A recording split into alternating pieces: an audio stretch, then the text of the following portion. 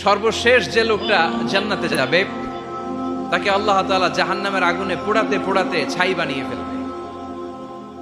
আল্লাহ বলবেন, জিব্রাইল যাও একটু দেখো, একটা মাত্র সেজদা দিয়েছে আমাকে, এরকম কাউরে পাওয়া যায় কিনা। বাটি চালান দিয়ে দেখো পাওয়া যায় কিনা। খুঁজে খুঁজে কাউরে পাবে না। আল্লাহ বললেন আবার দেখো, খুঁজে খুঁজে একজনকে পাবে, সামান্য ইমানের ছিটে ফোঁটা তার অন্তরে ছিল। আল্লাহ বলবেন, যেহেতু ছিটে ফোঁটা আছে, অনেক মায়ের খাইছে, ওকে বের করে জাহান্নাম থেকে বের করে একটা নির্ধারিত দূরত্বে রেখে দাও। রেখে দেয়া হবে, কিন্তু জাহান্নামের আগুনের লেলিহান শিখাতে তার গা ঝলসে যাবে। সে আল্লাহর ডেকে বলবে, মাবুদ তোমার কাছে আমি কিছু চাই না,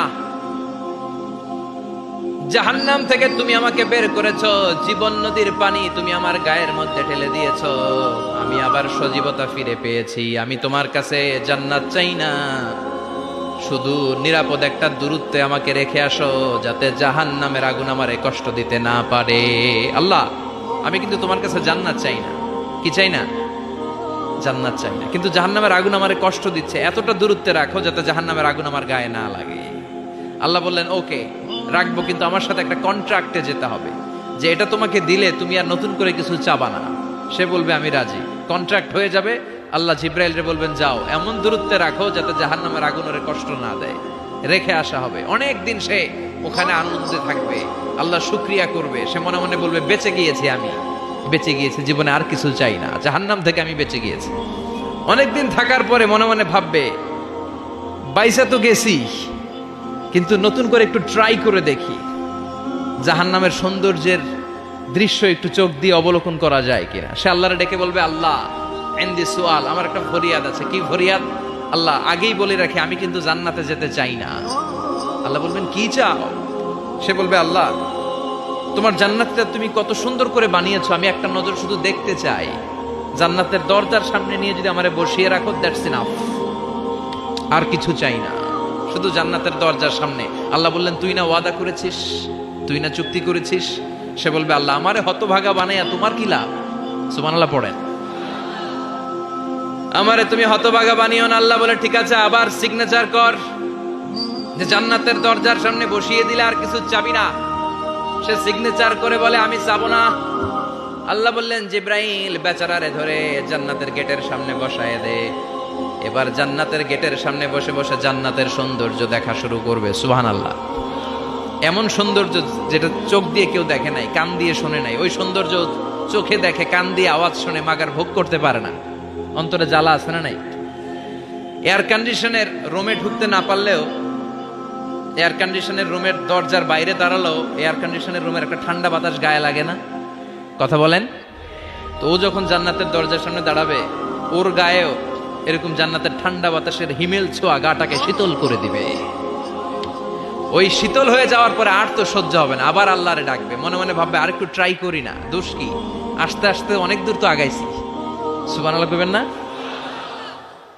এবার আল্লাহরে বলবে, আল্লাহ ইনদি সুআল, আল্লাহ তুমি যদি কোনো বিষয়ে নতুন করে ডিসিশন নাও, তোমারে জিজ্ঞেস করার মতো কি কেউ আছে?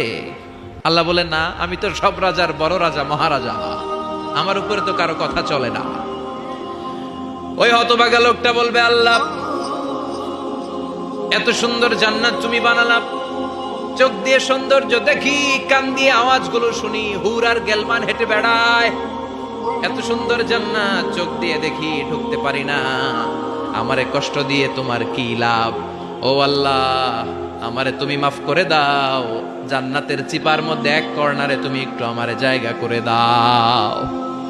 আল্লাহ বলবেন, ওয়াই হাক ইয়াবনা আদম, তোর ধ্বংস হোক হে আদম জাত, মা আগদারাকা, তোর চেয়ে বড় গাদ্দার আমি আমার সৃষ্টিকুলে কাউরে দেখি নাই, কারণ তুই আমার সাথে চুক্তি করিস আর চুক্তি ভঙ্গ করিস। আল্লাহর রহমতের দরিয়ায় তখন জোশ খেলে যাবে। ওর আকুতি মিনতি চাহনি আল্লাহর রহমতের দরিয়ার মধ্যে জোশ লাগিয়ে দিবে। আল্লাহর দয়া হয়ে যাবে, মায়া হয়ে যাবে। আল্লাহ বলবেন, ঠিক আছে, জান্নাতে যা। লোকটা এবার এক দৌড়ে জান্নাতের ভিতরে ঢুকে যাবে। লোকটার দৌড় দেখে আবার লোকটারে আল্লাহ ডেকে বলবে, একটু দাঁড়া, একটু দাঁড়া, জান্নাত তো দিছি, তো দৌড় দিলি কেন? সুবহানাল্লাহ কইবেন না? লোকটি বলবে, আল্লাহ প্ল্যান তো আমি কম করি নাই, এত চেষ্টার ফলে আমি আসতে পারছি, আবার যদি তুমি বাইর করে দাও, এই জন্য এক দৌড়ে এমন চিপার মধ্যে লুকামো যাতে তুমি আমার না দেখো। আবার আল্লাহর রহমতের দরিয়ায় জোশ খেলে যাবে, আল্লাহ কাছে ডাকবে, কাছে আয়, ও গোলাম তোর কি মনে চায় আমারে বল, আজকে তুই চাইতে থাক, আমি দিতে দিতে তোর মনের সব আশা পূরণ করে দেব।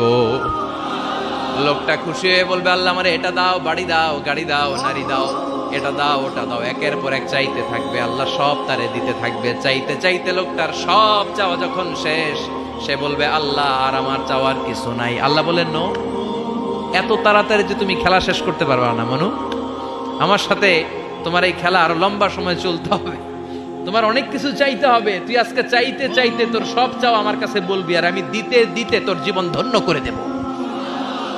সে আবার চাইতে শুরু করবে, আল্লাহ এটা দাও, ওটা দাও, ওটা দাও, আল্লাহ দিতে দিতে সব দিবে। এরপরে বলবে, আল্লাহ মাফও চাই, দোয়াও চাই, আর চাওয়ার কিছু নাই। আল্লাহ বলবেন, তাই ঠিক আছে, তোরে আমি জান্নাতে ঢুকাই দিলাম, তবে মনে রাখিস তোর জান্নাতটা হবে সবচেয়ে ছোট জান্নাত, আর তোর জান্নাতটা হবে এই পৃথিবীর 10 গুণ। চিল্লা এখন সুবহানাল্লাহ। বুখারীর বর্ণনা, আখিরু মান দাখালাল জান্নাহ, যে লোকটা সর্বশেষ অনেক মাইর খাইয়া রিমান্ডে থাকার পরে জান্নাতে ঢুকবে, তার জান্নাতটা যদি পৃথিবীর 10 গুণ হয়, তাহলে আমাদের সবাইরে ফেরদাউসে ঢুকাতে আল্লাহর কোনো সমস্যা আছে? চিল্লায় বলেন, সমস্যা আছে? এজন্য আমরা আল্লাহর কাছে কোন জান্নাত চাই? কথা বলেন।